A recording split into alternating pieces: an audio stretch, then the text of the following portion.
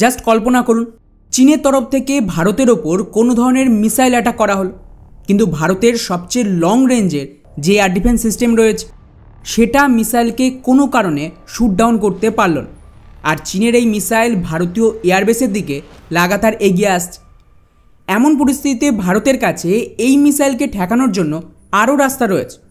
Bharat multiple লেয়ারে আলাদা আলাদা রেঞ্জের এয়ার ডিফেন্সকে মোতায়েন করে রেখেছে, যাতে যদি 400 কিলোমিটারে ঠেকানো না যায় তাহলে 300 কিলোমিটারে চেষ্টা করবে, সেখানেও ব্যর্থ হলে 250 কিলোমিটার, সেটাও না পারলে 100 কিলোমিটার, আর তাও না হলে একদম শেষ ভাগের শর্ট রেঞ্জের এয়ার ডিফেন্স সিস্টেম যেমন আকাশ এয়ার ডিফেন্স সিস্টেম, এবং একদম শেষ মুহূর্তে ভেরি শর্ট রেঞ্জের এয়ার ডিফেন্স সিস্টেম রয়েছে।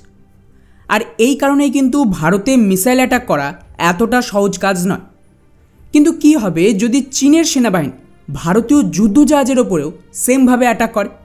গ্রাউন্ডে নাই S-400, LRSAM, MRSAM বা শর্ট রেঞ্জের এয়ার ডিফেন্সের মাল্টিপল লেয়ার রয়েছে, কিন্তু আমাদের নৌবাহিনীর যুদ্ধজাহাজকে মাঝ সমুদ্রে কে বাঁচাবে?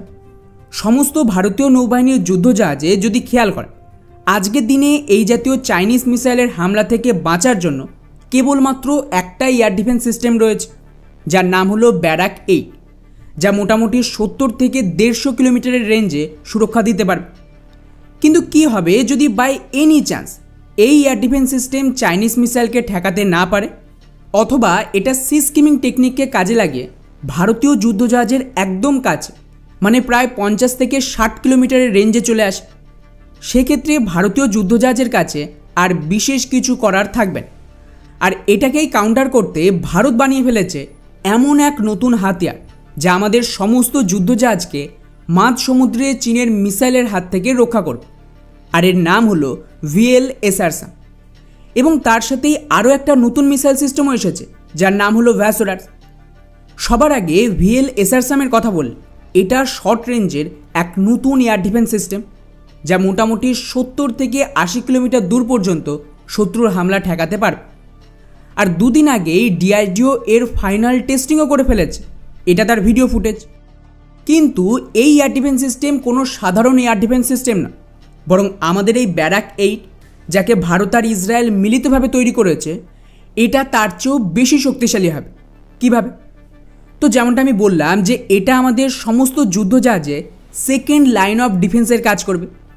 মানে যদি ব্যারাক 8 হামলা ঠেকাতে না পারে আর মিসাইল যুদ্ধজাহাজের খুব কাছে চলে আসে, এমন পরিস্থিতিতে ভারতের কাছে এতটা সময় থাকবে না যে পুনরায় আরও একটা ব্যারাক 8 মিসাইল লঞ্চ করলে ওটা এই শত্রুর মিসাইলকে ঠেকাতে পারবে।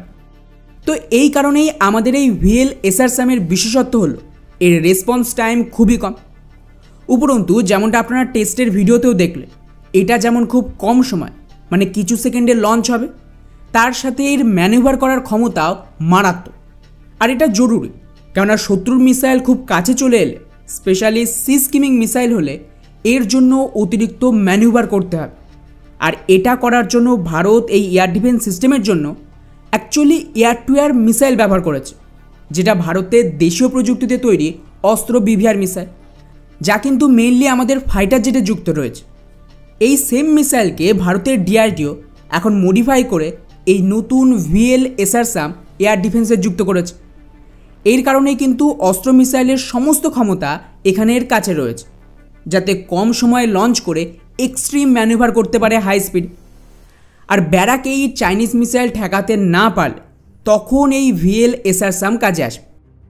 এখন আপনাদের প্রশ্ন থাকতে পারে যে ভাই, টেকনোলজির তো কোনো ভরসা নেই, কয়েক সেকেন্ডের মিসক্যালকুলেশন হলে এটাও মিস হয়ে যেতে পারে।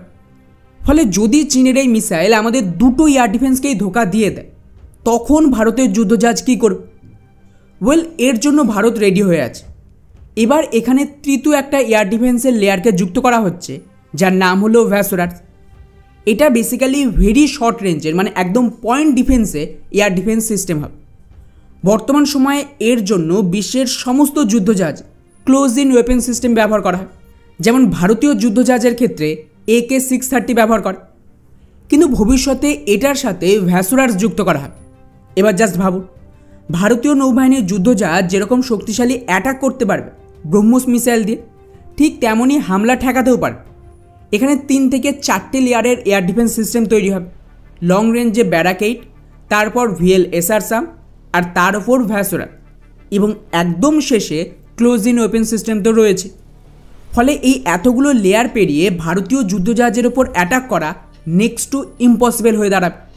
এবার দেখা যাক যে কীভাবে চায়না ভারতীয় যুদ্ধজাহাজে অ্যাটাক করে।